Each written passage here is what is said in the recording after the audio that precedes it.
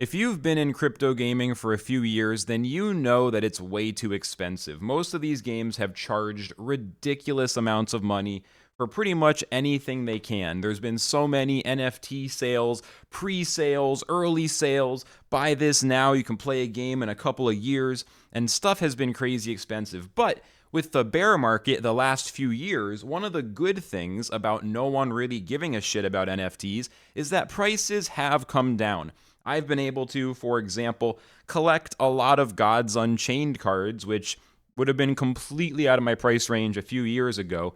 And even if I might have overspent on a few things, Therial, at the end of the day, I've had a lot of fun buying, selling, trading, and just enjoying having my trading cards be NFTs, one of the most easy, obvious examples of why you should use NFTs. If it's not going to be used for trading cards, what should it be used for? After all, Pokemon cards are being used as an example in the American government. There's like a clip of a senator or someone, a representative of the people, asking like, should a Pokemon card be a security if it's an NFT? So it's like the classic example. The problem is games are charging way too much. And I was actually genuinely shocked when I saw this. I was genuinely shocked.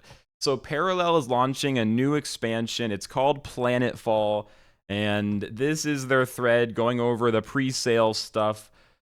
Bro, I thought Gods Unchained was trying to charge too much. This makes me think Gods Unchained is doing just great because the cheapest pack of NFTs, and to be fair, let's mention it now or else people are going to give me shit. There are apparitions. You can buy non-NFT versions in a future sale, so you'll be able to potentially spend money on virtual versions later. That is true. But let's talk about this. The cheapest pre-sale pack for NFT cards is 0.02 ETH. Now, you might be wondering how much money is 0.02 ETH. Well, it's about $40, but again, in case anyone accuses me of exaggerating, let's just do the math. 0.02, okay, it's $32. So $40, I did exaggerate. It's $32. $32. Okay. So it's $32 for the cheapest. It could be 40 though if the price of ETH goes up a little bit, which is possible. I mean, it could be a little more, it could be a little less. So you're looking at 30 to $40 for the cheapest pack of the pre-sale. And this is where I went to the Parallel Discord, and I actually left the Discord. I just can't deal with it anymore. But I asked them, is it true the cheapest pack is 0.02 ETH? That's $40. And I was told yes. But of course, the game is completely free to play. You only have to buy that if you're interested in the economic side. Which I then said, that's propaganda. The game is not completely free to play because if you only grind free cards, you'll never get anywhere near building a bunch of high tier decks. You need to spend a bunch of money to build the good decks, and the good decks have the highest win rate. They're also the most fun to play for a lot of people. So it's not really free to play. You can definitely free to play, but you're not able to really enjoy the new expansion. You're going to have to spend weeks grinding a few cards.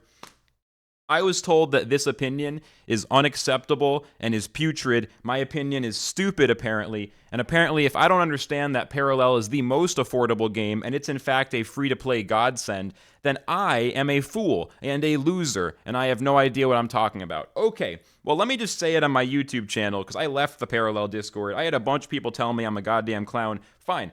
Well, I'll say my hot take. This is a hot take, Parallel. 30 to $40 for your cheapest pack is dog shit. You're treating your players not like people that you want to make happy. You're treating this like some new cash cow to try to milk. And you're not the only one, but this is one of the most extreme examples. The collector pack is 0.2 ETH. That's $300 fucking dollars for some fucking packs. It's not like it's a ton of packs. Like, oh my god, you're getting hundreds of packs. It's like, this looks like it's 10 packs.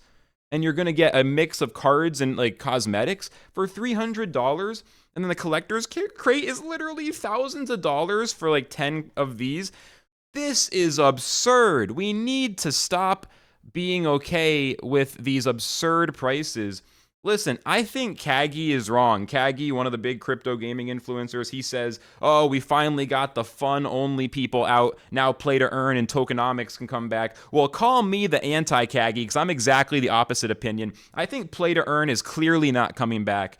Play to earn will always exist on the fringe, but like this is an example. The companies are trying to price it in Let's get this tweet off the screen. It's making me mad. They're trying to price the play to earn in up front. So it's no longer like, oh, people fall in love with the game and then they start getting excited about the earnings and it kind of naturally happens, which is what happened with Axie, even though it was unsustainable. Axie Classic, they set it up and then it blew up way faster than they expected because they built a good system. They drove most of the revenue through secondary sales and using the secondary marketplace and royalties. There are so many things we could branch off into about like how do you even enforce the royalties and what's the right percent, leaving all that for other videos. The point is when Axie did it, the reason that they did it right is they drove most of it to secondary and they didn't overcharge for the originals. I can't go back. Someone else is going to have to go back or we'll do another video, but I'm pretty sure when land sales first happened, land was nowhere near the current price. Most of the original Axies were nowhere near the current price.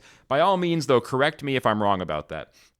When it comes to parallel, I just feel like there's this really dishonest conversation where people will insist the game is super free to play friendly.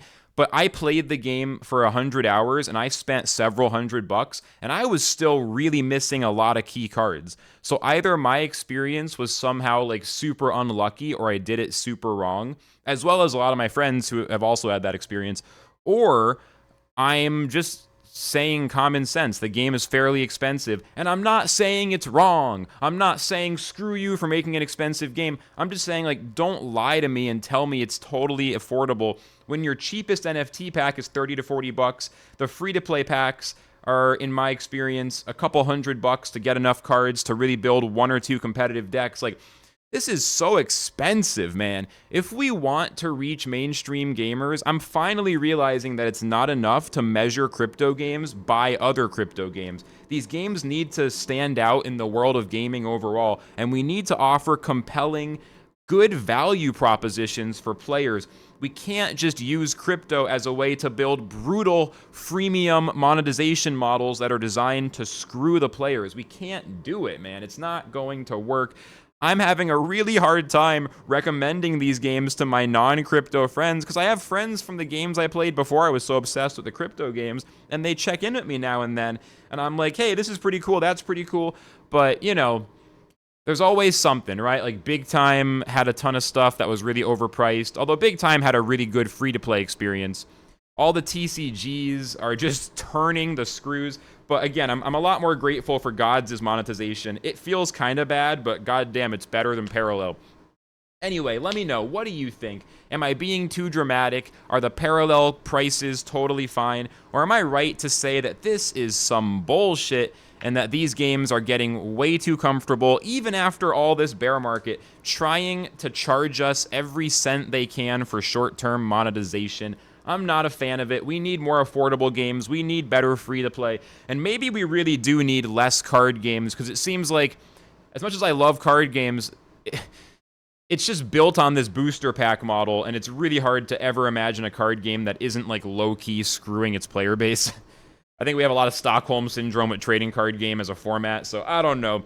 A lot of thinking from me, but I just wanted to talk about the Parallel packs since I got in a little bit of a debate in their Discord. I'm proud of myself, though. I have a problem with arguing in Discords, and this time I was in there for like 10 minutes and I left, and I feel like I didn't say anything too crazy, so I'm getting better. I'm getting better at it. All right, guys, that's all I got to say. Flux signing out.